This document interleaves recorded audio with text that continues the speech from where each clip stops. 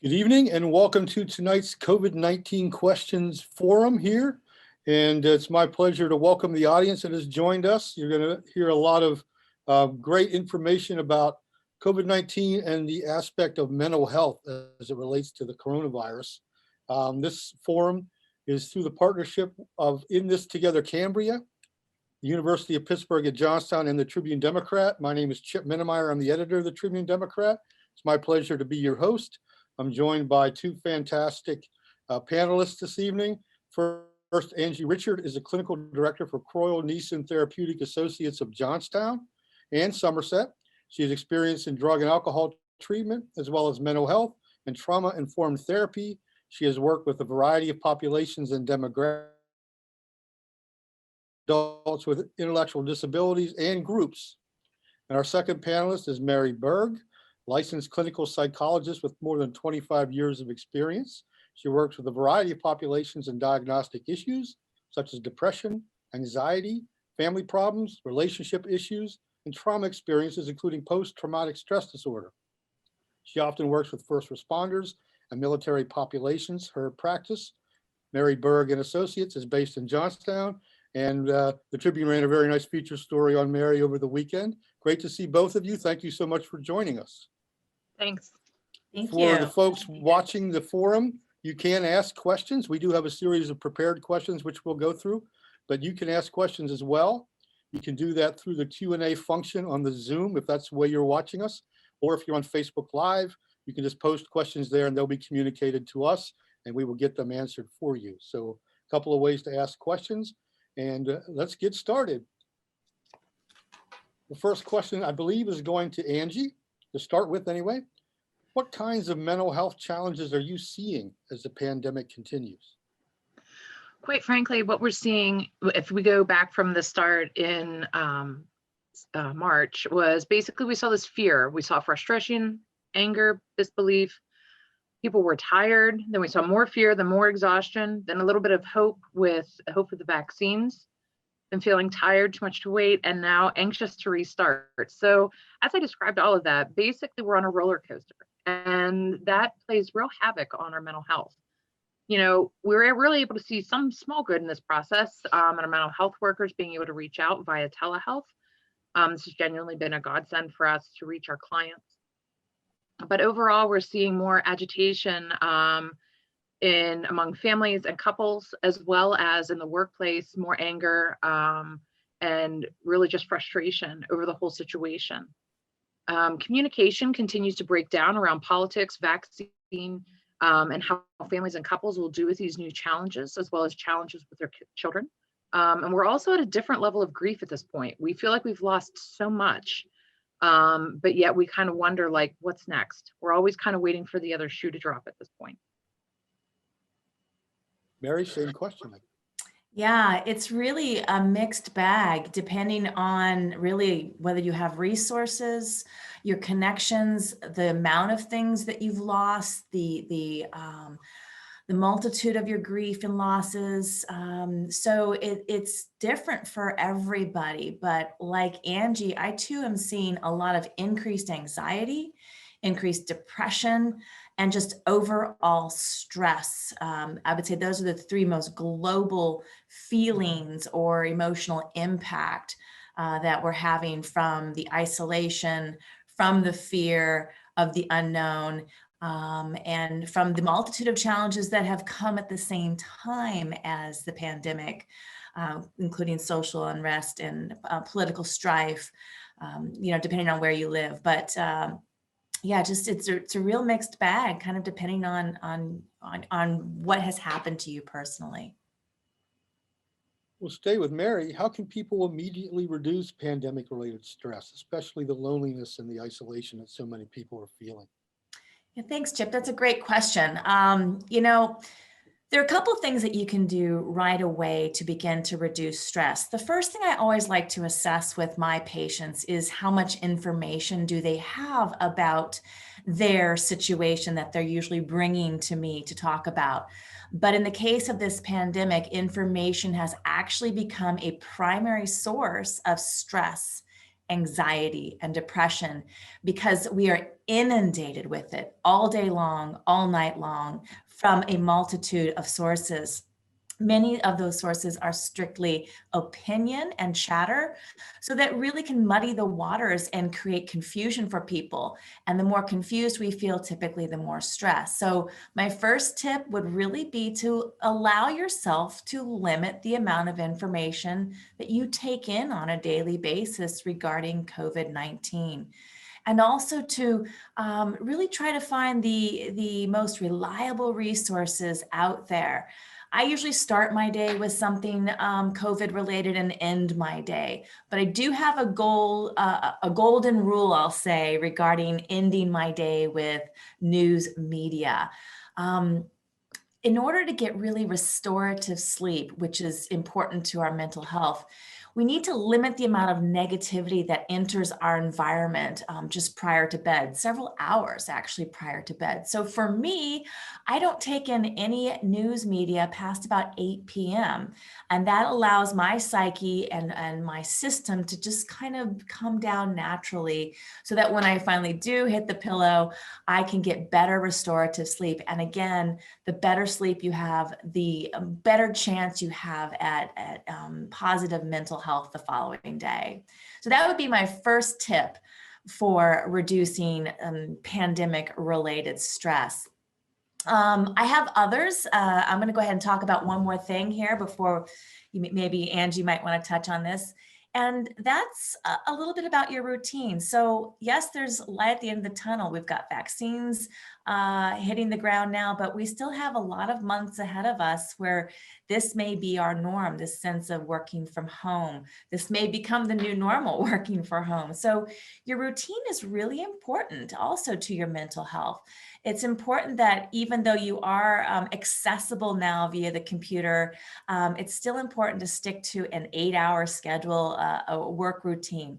Everyone has lost their commutes. And for so many people, that commute to and from work was a way of again, debriefing yourself or just taking time to yourself. So even if you can create an in-home commute, I know that sounds strange, but I like to start my day usually about 45 minutes before I hit the Zoom meetings with a light walk on my treadmill. And that's, just a way for me to commute to work, to get into the idea of work.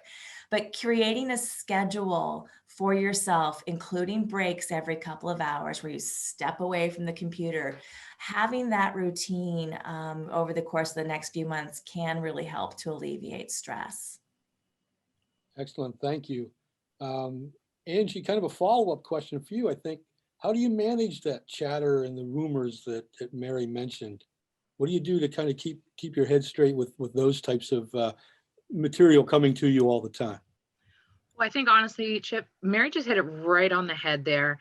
And that's exactly what it is. It's chatter and rumors. And I think this is a time that's really unique to us because honestly, even 10 years ago or even 20 years ago, we would have not had this much. And we are genuinely, as she said, inundated with it. If you are going to look at it, I think it's really, really important to look and think critically about the information that you're looking at. We are all inundated with this information, but if you can use a few simple tools and ask yourself a few questions about what you're seeing, you can easily weed out the ridiculousness from what is real fact. And then you can take a look at that fact and start to make good decisions with it. First and foremost, I always tell people to ask yourself a few questions. First and foremost, why? Why was this content even created? And maybe are they selling something? Sometimes you see these articles on there and they're like, oh my gosh, COVID's horrible and we got this, but look, here's our new mask that's better than an N95 and blah, blah, blah.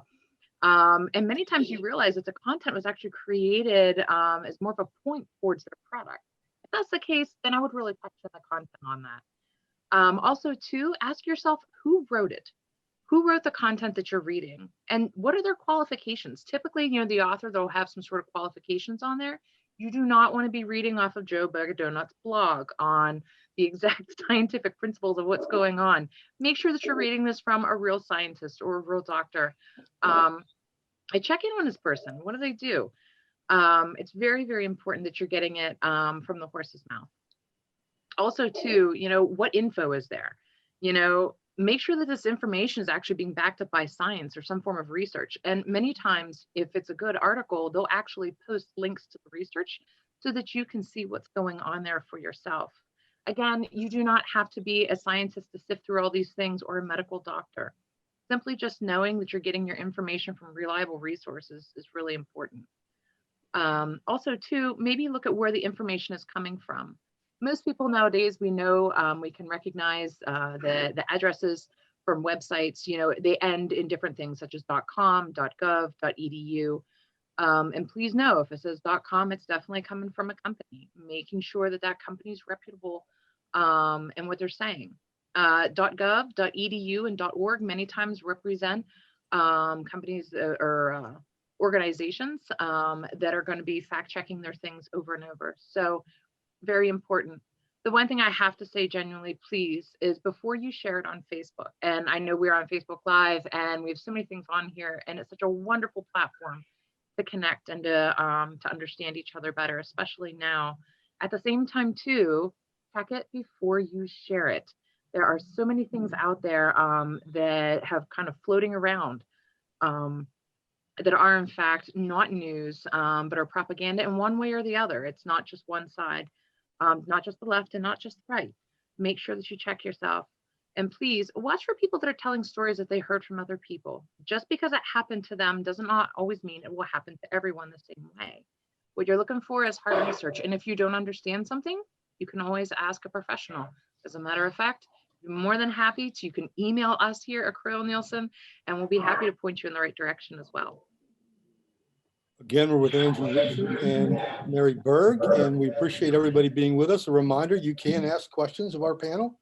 You can ask questions through the Q&A function here on Zoom, or you can go on Facebook Live, where the video is also being shown, and type your questions there. So thank you very much, and don't forget to ask questions.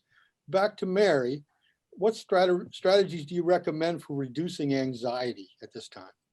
Sure, Chip. I'd be happy to answer that. So interesting thing is we all experience anxiety. Every one of us on this Facebook, on this Zoom, we've all experienced worry and anxiety because we all have the same chemistry. In your brain, in the back of your brain, you have these two little almond-shaped things called the amygdalas, and they have a relay system with your hypothalamus, and they communicate, those two parts of your brain communicate when you're worried and when you're experiencing fear, and that turns on all of your autonomic nervous system, the fight, the flight, the freeze mode. And there are actually things that you can do to sort of turn that system off. So when you are getting that feeling, you all know what it is. It might be butterflies in your stomach. It might be, I can't find my words, you're sweating, you can't think straight, whatever your physiological signal is for anxiety. When you feel that, there are a couple of things that you can do to really shut down that system. The first is with tried and true deep breathing exercises. These actually do work. They turn off that amygdala system. The best way to do a deep breathing exercise is first be in a seated position, because you're usually going to do 2 or 3 repetitions, and some people can get a little lightheaded. So make sure you're seated comfortably. Breathe in very, very slowly through your nose. Hold your breath for a few seconds, and then breathe out very, very slowly through your mouth. And the more you practice this, the more you'll be able to slow your breaths down on the intake and the output. I usually recommend to my patients that they do 2 or 3 of these in a row. And after each set, after each one actually, to kind of check in with their body. How do I feel? Do I feel a little relaxation? Okay, good. Do it again. Breathe in through the nose, holding your breath, breathing out through the mouth. Check in with the body. Am I getting a little calmer? Sometimes you can even feel your shoulders coming down and your head relaxing and your muscles relaxing through your body. A little biofeedback goes a long, long way on this. So, and a deep breathing exercise can be really done anywhere. So that's the beauty of it. And it takes only seconds. And again, that turns off your anxiety centers in the brain. Now, there's also this wonderful technique that I am using with so many of my patients right now. It's called bilateral sound therapy. And this is really neat, again, because it's free and you can do it from anywhere pretty much. The only thing that is required is that you have a headset or earbuds, which most of us do these days. And you plug your earbuds in and you're going to listen to a very engineered type of sound or nature or music. And I'm going to give you a link for it here in a second. But what you do is you plug in, you close your eyes, and you listen to the sound. And you'll notice that it's going in one ear and then the next, and then back to this ear and then the next. And your eyes will actually begin to follow the sound and maybe even feel a shape of it. So behind your closed eyelids, your eyes are moving and your ears are moving, so to speak. And that particular type of music with the eye movement sends a particular type of brain wave across and up and over the two hemispheres that actually turns off the amygdala system and calms you down. Now, I have a favorite resource for this. I just think his product is amazing, and you can get it for free on YouTube. His name is David Grand, and it's called, he calls it biolateral music. And this is my favorite album by him. It's called Brain Spotting.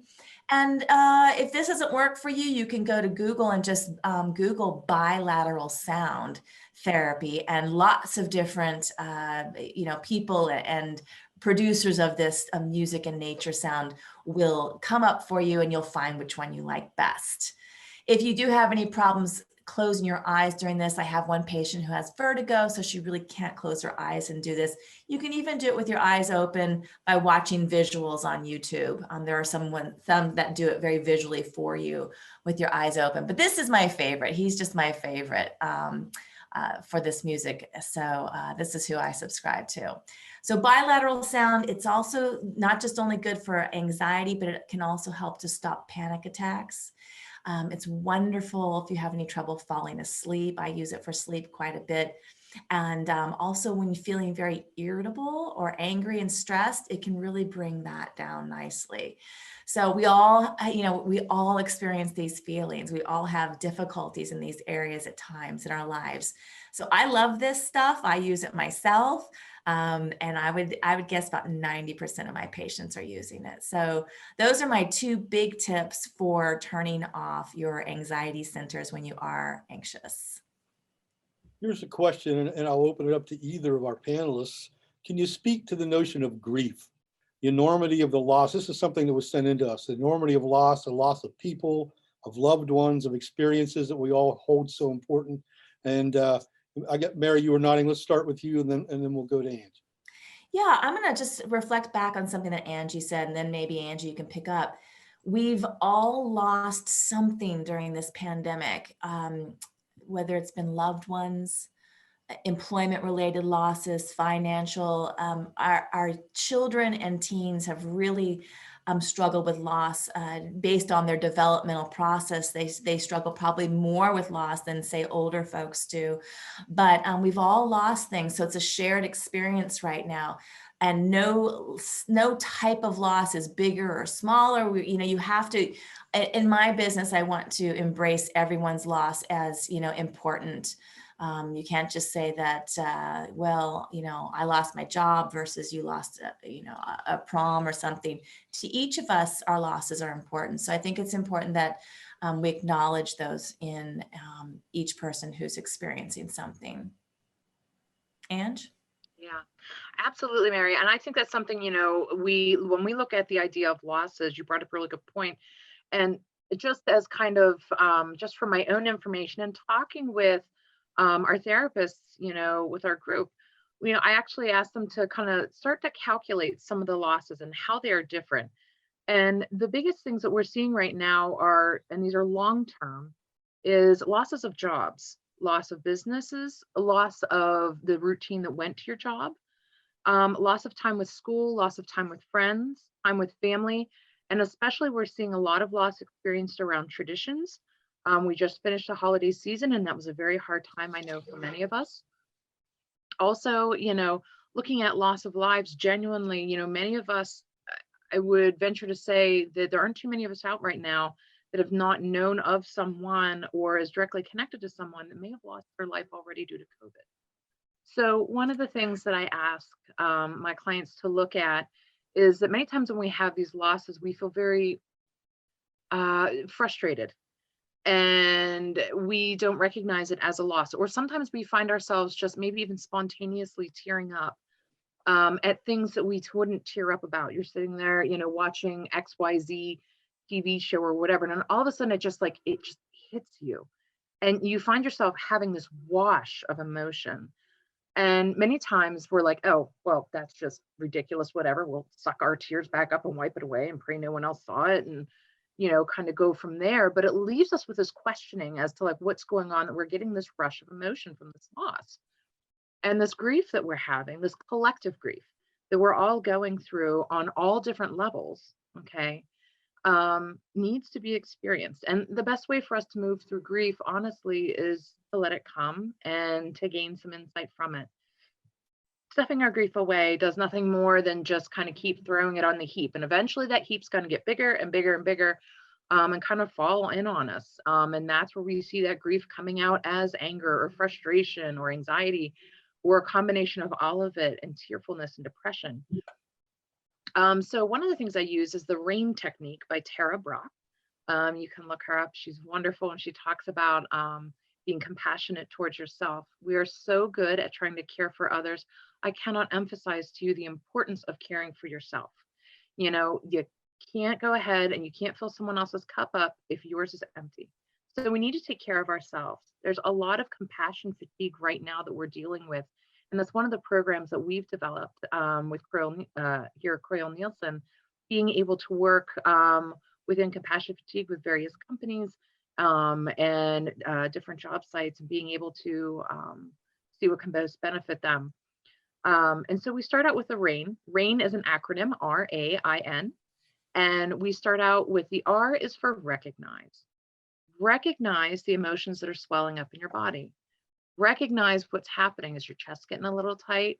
Are you feeling tears in the corners of your eyes? Is your nose kind of getting prickly, just like right before you start to cry?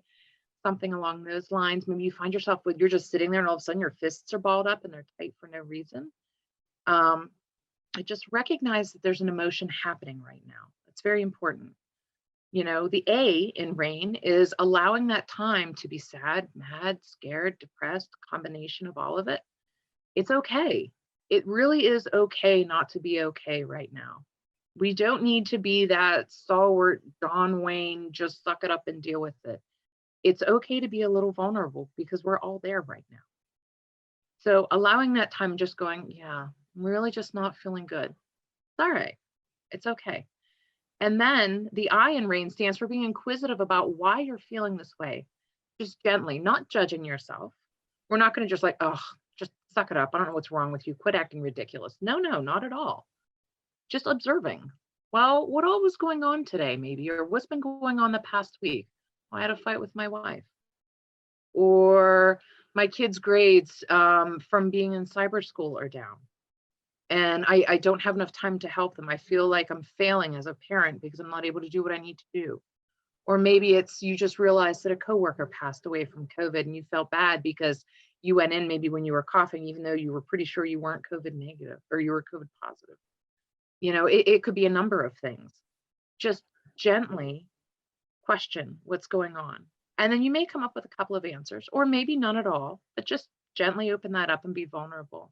And finally, the R in RAIN stands for a neutral stance. It's okay to be this way, right? So, and this goes along with probably one of my favorite sayings, is that it is what it is, and it will be what you make it. So just because this is where we are right now doesn't mean this is the end or a stop, or it's going to be this way forever. It will be what we make it. And so we work to provide these tools and tips. Please reach out to us so that we can help you work through this grief. This is probably a really good time to let the audience know that next Tuesday, kind of carrying on with this particular theme, we'll be looking at mental health concerns for children. We've talked about that a bit with kids home from school and struggling with being away from their friends and all those types of things. Next Tuesday, February 16th at 7, that will be the topic of our entire show. So hopefully everybody will come back and be ready to to address those concerns specific to kids. Angie, how can people support those who've had COVID and who have dealt with, the realities of coronavirus? Well, I think it's one of the things that we're looking at right now, Chip, is, this idea of, COVID is not just, oh no, what if it happens? Now we're at the point where we're starting to see people who have COVID once. I can tell you off the top of my head right now, we have 2 closer friends that have had COVID multiple times. And things that they said couldn't happen have happened. And it is kind of a very scary time. And there's also this feeling of judging and shaming that happens with people when they contract COVID. Oh, well, they weren't wearing their masks. Or I've seen the term coined, and it's quite derogatory, the COVIDiots, meaning that like you weren't paying attention and you got COVID because you were careless. No, that's not really how this works. Many times when you talk with people, who have been diagnosed, they're going to tell you they did all the things. They tried to do all of it. And yet still here we are. So the thing is, looking at this idea of long haulers, we need to be able to support them in different ways. Recognizing now that, and again, we are only knowing what's, what we're able to see in front of us. And that is that we're starting to see different things happen to people after they've had those symptoms. And when I say support for those who have had it and support for those who are being the caregivers, for them, it's really important to recognize that this is not just going to stop after your cough stops. One of the things that we're looking at now is that we know COVID starts as an inflammatory response in the body, and that right now what we're seeing, it's causing like almost like a chain of events that have all sorts of different outcomes. The ages of these people that are the quote unquote long haulers, really vary. We're seeing everything from, very young, healthy people to people that were compromised with multiple other illnesses before they caught COVID. And the thing is that, these things really seem to vary, and we're all still learning. I think that's the most important thing. So because we are all still learning, we really need to support each other in finding what's best to manage it. So recognizing that we are all in this together, okay? And by the way, this is, last I checked, this is my first pandemic. I don't know how many others have been through a pandemic. I have not, okay? So this is my first one with this type of effect. So we're all kind of going through this together and for the first time. So it's not going to be perfect. We're not going to be able to have the best answer every time, all the time. And quite frankly, nobody wakes up and says, you know what? I think I'm going to go out there and catch some COVID. Nobody has done that, I'm pretty sure. Okay. So I think the thing is that knowing that, we really, really need to be able to communicate to assume the best. And that's how we can best support those people surrounding, who have had COVID, who are caregivers of those with COVID. Basic communication, prep yourself. Like, if you're going to be going to work or going out to the stores or so on and so forth, you may very well run into someone that is just not doing their best that day. So what we try to do is assume the best. Assuming the best really means that, the other person is not attempting to be malicious if they're sitting there leering at you or they say some sort of offhanded comment or whatever. Maybe they genuinely are struggling themselves. So what they're saying, even though it would sound harsh or, cruel, it's not always about that. Many times it's about that person suffering themselves. So, we really try to assume the best for all those around and try to meet people where they're at. I can't emphasize that enough. If this person is not doing well and they're scared or they're struggling or they're mad or they're sad or wherever, then that's just where they're at. We can't expect them to be right as rain and perfectly perfect. That's just not, a healthy expectation at this time. So, communicating with people, basically what we're looking is, we're looking at this idea of being able to see all the facets of the situation. Okay, so I picture a facet like a diamond, like all the different sides of a diamond. And instead of assuming the worst, going like, oh, well, that person's just a jerk, or you just know how they are. No, stop. We don't know what they went through this morning before we met them. We don't know what the rest of their family is going through. We don't know how they were raised. We don't know what other stresses or things that they're worried or anxious about that may be coming on down the line. So all these are all these different facets. Okay. all these different sides or faces of a situation. And because we don't know those things, it's important for us to remember to assume the best. So one of the things I use is I always tell people to use that stop sign. Stop, right? Big red stop sign. STOP. Okay. Stop stands for, we use it as an acronym, another acronym. This is S is for stop. Stop where you're at before you react. T is for think. Think about what's going on and maybe think about some of those other facets. O is your options. What options do you have? You want to like flip this person the middle finger? Are you going to yell back? Are you going to slam the door in their face? Or maybe you're just going to nod and walk away. You know, what is it that you're going to do? You have all your options. Then pick your best one that you think is going to help you the most and help the situation the most. And P is for proceed. So making sure that you're able to do that and making sure you're able to recognize, you know, that everyone is going through something right now. So we can't just assume. That's the best way basically to support others. Great. I was just thinking that I get a lot of questions from readers and they're frustrated and anxious about the vaccine. Sure. What they don't know, having trouble getting on the schedule, not knowing the state system, all those types of things. It's a different layer on top of the pandemic itself, where people are just trying to figure out how to navigate that system, which can also cause anxiety, I'm sure. I don't know if you're hearing that from any of the folks you work with. Mary, are you hearing any of that?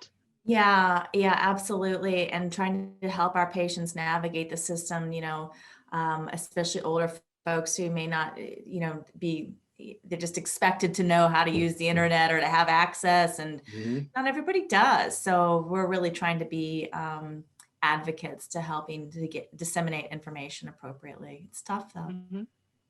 Absolutely. A question for either of you: how can we support those who are grieving? What can we do for one another to help navigate this process, to be supportive? I think the best thing that we can do right now is to just avoid shaming anybody for grieving, and just to be a friend. Do what you would normally do for anybody grieving a loss. Don't worry about what it is. Just be supportive and be a friend. A lot of what we're going through, like grief, is what we've done this all of our lives. It's not something really new. So just be yourself. Be the best support you can be, whether it's to a family member or a friend or a coworker. And like Angie said, be kind. Kindness goes a long way. Assume that they're having a bad day and just try to be kind to people. I think that goes it goes so far. Yeah. A lot of family members, people who lost family members, didn't get to be with them at the end, and that's a different kind of grief with that loss. So you're right. That's being supportive is very important. Mary, how can people improve day to day with their motivation? How do we get through until this is over? Wow. You know, that's a great question, because it's not over. As soon as the vaccines hit, we kind of all went, you know, and then we're like, oh, we've got months left of this isolation and such. But staying motivated now is, you know, so important. And yes, we're all tired of this. But there are some things you can do. I like to remind people that life is not on pause. It's just really different right now. So think of these next several months as an opportunity. You know, that this is opening an opportunity. If you didn't take advantage of the pandemic yet, now is your chance. I'm a big believer in setting personal goals for ourselves, little tiny goals, day-to-day goals, as long as long-term goals. And it's important that you write your goals down. So if before you go to bed tonight, or maybe when you wake up in the morning, think about, how at the end of this pandemic do I want to be different? What can I control during these next few months? We can't control the fact that this is here, we're in the midst of it, but there are a lot of things we can control. We can control whatever's right in front of us. You know, how we take care of ourselves, you know, whether I smell good today or not, whether I whether I get dressed in the morning, whether I exercise, whether I, read a couple of chapters of that book that I've been wanting to read. There are lots of things we can control. I like to use these little 3x5 cards every day to write my goals down. It sounds silly, but I do it all the time. And sometimes it's a kind of a to-do list, a reminder, to drink 80 ounces of water, to hit the treadmill twice per day, whatever. But I also try to put a personal goal and usually a work, or I'm in Rotary or a Rotary related goal. So it's important that you write it down, though, because a written goal is a much stronger goal than just a conceived one. And keep it where you can see it all day long, so you're reminded by it, so that you're enthused by it. But certainly set some goals for you so that at the end of this pandemic, you can say that I am a better person. Somehow I came out of this a better friend, a better Rotarian, a better neighbor, a better worker bee, a better wife, a better husband, whatever it is. Do something now, because there's still plenty of time to improve upon yourself. So that would be my biggest, I'd say, push for how do you stay motivated during these next 4 to 6 months. Angie, I saw you nodding several times while she was talking. Is there anything you'd like to kind of add to that motivation question? One of the things we talk about with our clients, as long as all those things, is please keep moving. That's the best thing I can tell you, is just physical movement. We are all experiencing like a significant amount of anxiety right now, on all levels. So just movement, simple movement, literally. Go up and down the stairs, maybe an extra time or two. Take a walk around the block, bundle up. I know it's cold. If there's sunshine out, that was beautiful yesterday, go outside and get some sun, even if it's a little chilly. But many times too, it's, maybe even learning something new. A lot of times I challenge my clients to learn something new. I don't care what it is. I don't care if you learn the alphabet in French today. Whatever you did something very, very small and you learned something new. And that idea is that it lights up different parts of your brain when you're learning things versus when you're feeling anxious or scared or depressed. So it could be anything. If you have a fact a day app on your phone, or if you go online and, take a virtual tour of a new place that you've never seen. You know what I mean? It doesn't have to be all memorization and books. It can be a lot of fun too. So, like I said, learning is a good thing as well. Thank you very much. Again, I would remind folks watching either on Zoom or on Facebook Live, you can ask questions. We've got a few minutes left, so this might be the last chance you get. You can go to the Q&A function on Zoom and ask a question there, or post a question on Facebook Live and it will be relayed to the panelists. So maybe the last call for questions there. We do have a few more we can get through here with our group. And this is something for either of you. What can you do if you were someone you love is having a mental health crisis? What steps should I take if someone I know is in that situation? And Angie will let you start. One of the things I talk about a lot is they're saying, well, I just know this person's not doing good. And immediately they'll tell me all about these things that this person is doing or how it's worrying them or whatever. And I said, well, all right, well, what are you going to do about that? And then immediately they look at me and they're kind of gobsmacked and they're not even sure what to do. And so what we do is we kind of come up with a couple of like prep questions. So some of the questions that I talk with them about is, there's kind of like an indirect and a direct way of checking in with someone. Some of those indirect questions are like, have you been unhappy lately? Or have you been very unhappy? What's going on?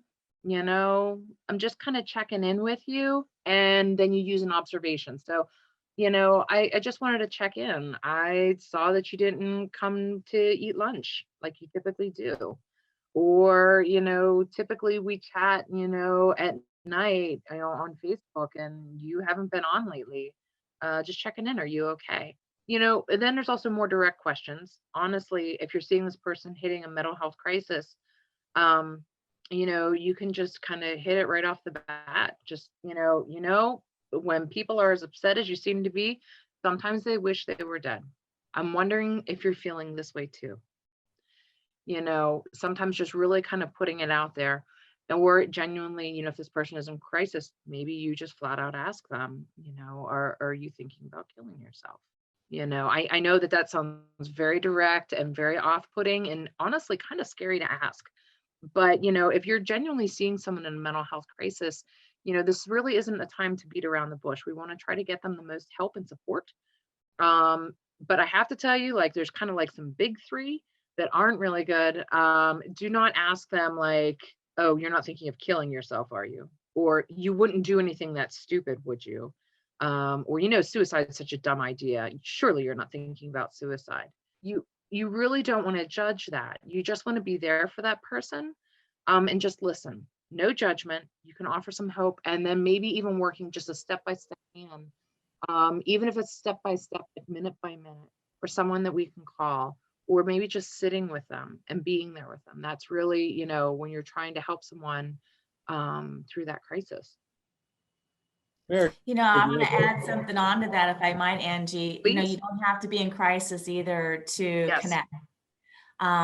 So you're thinking to yourself, well, I'm not suicidal. I'm not that unhappy, but I wouldn't mind talking to someone. Right. There are mental health professionals out there all over the place, and we are allowed to connect in ways that we were never allowed to connect before. I find that the best way to find someone in your own area, I mean, we're on Facebook Live, so you could be anywhere watching this, is to go to psychologytoday.com and click on the Find a Therapist. I think, Angie, I think you're on that. I know I am. And just put in your zip code and it'll populate with all the therapists that are available. And we're all doing telemedicine. So it's a lot easier to reach our clientele now. So even if you just want someone to talk to, throw some ideas off of a wall with, or just to vent, or just feel supported, go to psychologytoday.com and put in your zip code, and you'll be able to find a therapist that may specialize in what you're looking for or just be near you. Absolutely. For both of you, telehealth has been a big piece of how you've handled the COVID situation during the past year. Mm-hmm. Absolutely. That's something we've noticed.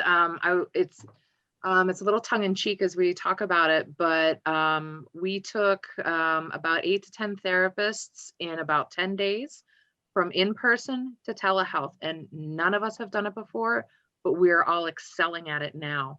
And that was just one of those things that we had to do it for our clients. We saw no other way.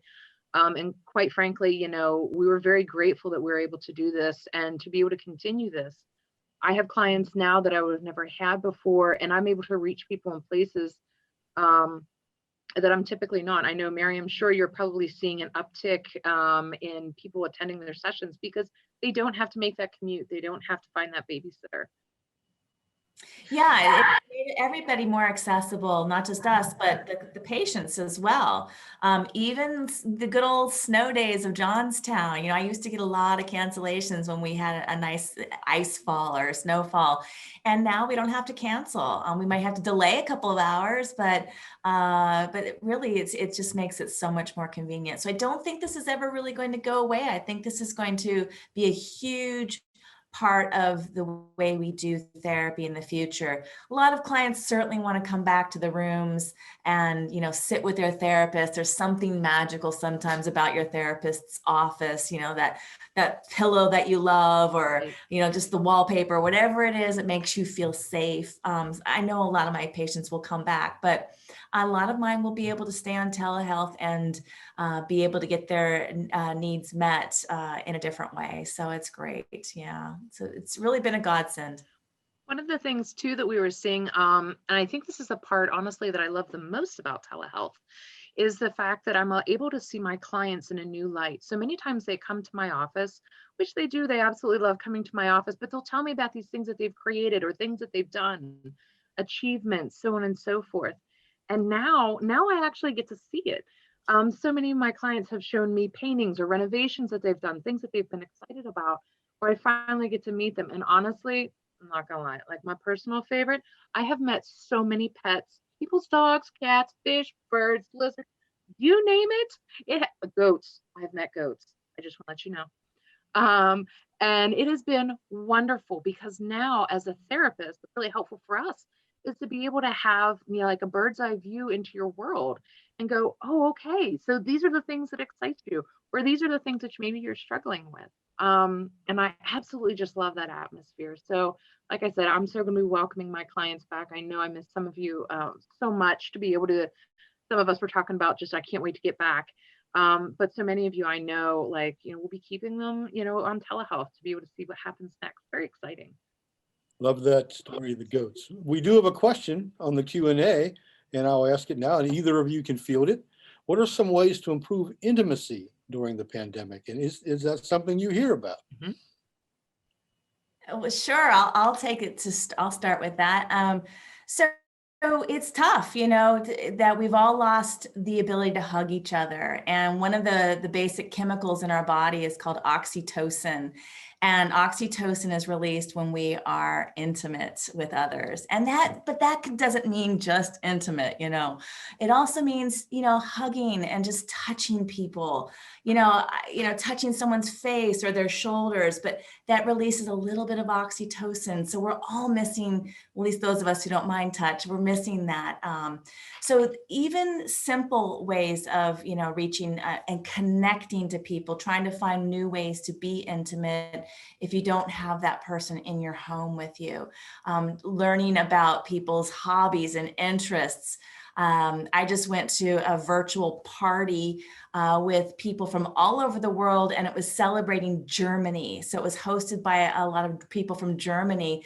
And we learned all about the different kinds of German beer and different music and composers. And we shared things about ourselves. We had a snowball making contest. We had to run outside, get snow, and make, whoever can make the best snowball. I felt so connected in an intimate way with these people whom I'd never really met, because we were sharing and connecting on a deeper level. So even if you can't get the oxytocin hug or intimacy with someone, try to connect via Zoom or what have you, and just get to know people. Angie? Absolutely. One of the things we talk about, what we miss the most is touch. And honestly, skin is the biggest organ of your body, and being able to just feel that you don't actually always able to have that connection with another person. Some of you, maybe it feels fortunate or maybe unfortunate, because I'm sure everyone's tired of being in the house with everyone. It's important, that sense of touch. So I always tell people, like, if that's, if another person in your house is not available, and perhaps you have a pet, or perhaps you have something, at the very least, maybe there's something very soft, or something as simple as just putting, lotion on your hands or on your body, or snuggling into, a nice soft blanket and a fluffy pillow. Little things like that go a long way. I can absolutely say that I have invested in more fluffy blankets in my house right now. I'm like a blanket. I love them so much. Anyway, to be able to snuggle up like that, it just feels good. Okay, because again, like I said, you're stimulating that sense of touch. Is it the loved person? Is it your mom? Is it your friends? Is it someone else that you're very close with, to be able to hug and share that with? No, maybe not. But you can still kind of activate that feeling, and being able to do that. So yeah, and like I said, being able to share intimate things and experiences with people, being able to tell those stories. I love that idea, Mary, of having like a virtual party and being able to get together, and just doing things like that. I have some friends of mine, we get together. I'm kind of a creative person, so we get together and just kind of like craft and just kind of sit there and BS and show people what we're working on, or tell goofy stories about what's happened, and that it feels good. So even just for maybe that 45 minutes, we got to connect, because that's what we as humans need. We need that connection. Great answers for that question. Thank you both. Here's one more that was sent in. Could you provide some ideas? This is kind of the flip side, maybe, or a follow-up question. Provide ideas to help with loneliness, which is also part of what we're dealing with, a lot of us. Mhm. Angie, you want to take that? Yeah. So when we talk about loneliness, many times people are talking about, like, I just feel so lonely. And sometimes people will tell me that I could feel lonely in a crowd of 1,000 people. And it's just this idea of just feeling there is this disconnect somewhere along the way. And knowing that, I always tell people, please, for those, and again, the loneliness, this goes both sides. Don't stop reaching out to each other. If you send that virtual invitation 10 times and 10 times that person has declined or they ghosted you or whatever, maybe send it the 11th time. Be that person. And that's a really, again, bouncing off of what we were talking about before, really good support. When you're looking, you have that loneliness, there are multiple ways to reach out. Think about connections that you had before. Maybe if you're not able to go to XYZ Bible study or whatever it may be within your church, or to have lunch with the ladies that you used to work with, maybe it's still a phone call. It's just reaching out. And honestly, just making sure that you're able to reach out to those people around you. Think about that. Think about those people that you used to connect with throughout your days. Write that email. Honestly, do yourself a favor, send a handwritten letter. That is just, love that feeling. I have pen pals just because I love getting mail, and it is the most wonderful thing. Being able to send a letter and something silly in a card or whatever it may be, that feels really good. And again, it's all back to that connection and recognizing that you're not in the world all by yourself. Yeah, and I'm just going to add one little bit to that because you really said it perfectly. If you're feeling lonely, I want you to think of someone who's probably experiencing it even more and do something kind for that person. I always find that when I step outside of myself and I take whatever I'm feeling and sort of say, okay, who can I help based on this feeling? Who can I serve based on this feeling? But to connect to someone else who might be even lonelier than you and doing something nice for them, leaving some cookies on their doorstep, sending the handwritten letter, a thinking of you card, calling them on the phone, whatever it is, doing something for someone else almost always makes you feel better about your own circumstance. All right. Well, thank you very much. I think we've reached the end of our time. I want to thank both of our fabulous panelists, Andrew Richard with Coral Neeson Therapeutic Associations of Johnstown and Somerset. Thank you very much. Thank and you. Mary Berg of Dr. Mary Berg and Associates of Johnstown. Thank you very much. My pleasure.